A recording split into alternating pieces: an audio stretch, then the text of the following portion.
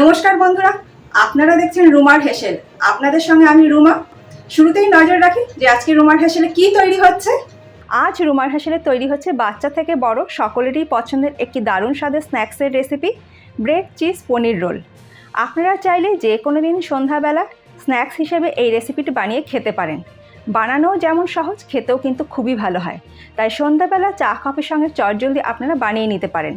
তাহলে দেরি না করে লাইভ ফুটেজ চলে এসেছে, দেখে নেওয়া যাক কীভাবে বানিয়ে নেব এই ব্রেড চিজ পনির রোল।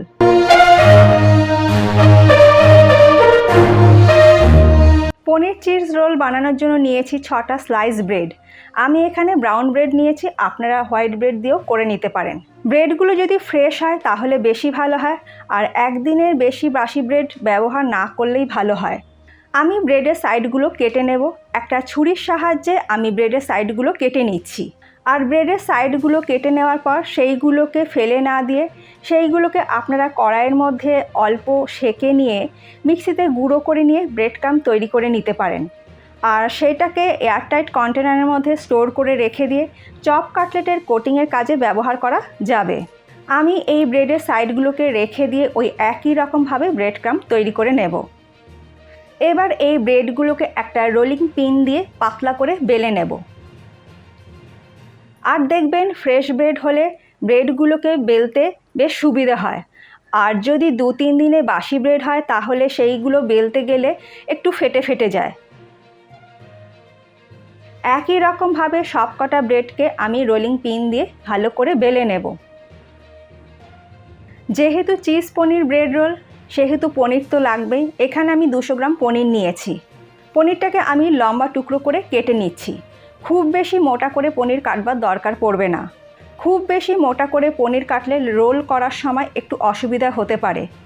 তবে আপনাদের ইচ্ছে হলে মোটা করেও পনির কেটে নিতে পারেন। একটা প্লেটের মধ্যে নিয়ে নিচ্ছি 1 টেবিল স্পুন ড্রাই পার্সলে। আপনারা ফ্রেশ পার্সলেও কিন্তু ব্যবহার করতে পারেন। আর এই ড্রাই পার্সলের মধ্যে দিয়ে দিচ্ছি স্বাদ মতন নুন, আর দিচ্ছি 1/2 টিস্পুন চিলি ফ্লেক্স, আর দিয়ে দিচ্ছি 1/4 টিস্পুন গোলমরিচ গুঁড়ো। সব কিছু ভালো করে মিশিয়ে নেব। এবার টুকরো করে কেটে রাখা পনিরগুলোকে এর সঙ্গে ভালো করে কোট করে নেব। আপনারা পার্সলের বদলে ধনেপাতাও ব্যবহার করতে পারেন।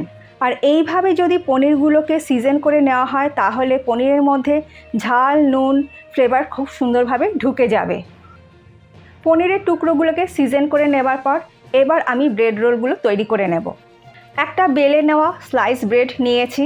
ব্রেড স্লাইসের ওপর দিয়ে দিচ্ছি একটা চিজ স্লাইস। একটা বাটির মধ্যে 1/4 কাপ জল নিয়ে তার মধ্যে 1 টিস্পুন আটা দিয়ে ভালো করে একটা ঘোল তৈরি করে নিয়েছি। এবার এই চিজ স্লাইসের ওপরে পনিরের একটা টুকরো দিয়ে ভালো করে রোল করে নিচ্ছি। এই ঘোলটা দিয়ে ব্রেডের মুখটা সিল করতে সুবিধে হবে। দেখুন আমার একটা ব্রেড রোল তৈরি হয়ে গেছে। আর ওই একই রকমভাবে বাকি ব্রেড চিজ পনির রোলগুলোকেও তৈরি করে নেব।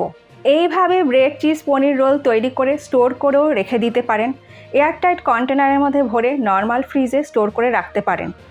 আর যখন ইচ্ছে তখন কিন্তু ভাজতে পারেন।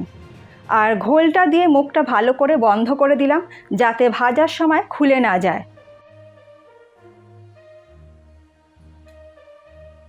ব্রেড চিজ পনির রোলগুলোকে ভাজার জন্য আমি ফ্রাই প্যানের মধ্যে দিয়ে দিচ্ছি 4 টেবিল স্পুন সাদা তেল।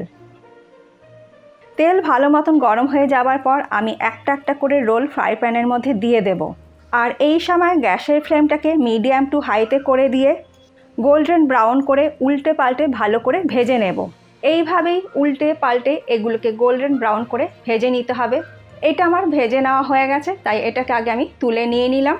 সেম একইভাবে একই প্রসেসে বাকি চিজ পনির ব্রেড রোলগুলোকেও আমি একইভাবে ভেজে নেব। তৈরি হয়ে গেল দারুণ স্বাদের চিজ পনির ব্রেড রোল।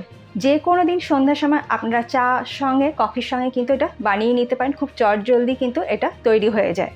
আজকে আমার এই সহজ পদ্ধতিতে চিজ পনির ব্রেড রোল আপনাদের কেমন লাগলো কমেন্ট করে জানাতে ভুলবেন না। যদি ভালো লাগে তাহলে আপনারাও বাড়িতে একদিন ট্রাই করে দেখুন, আশা করি আপনাদেরও ভালো লাগবে।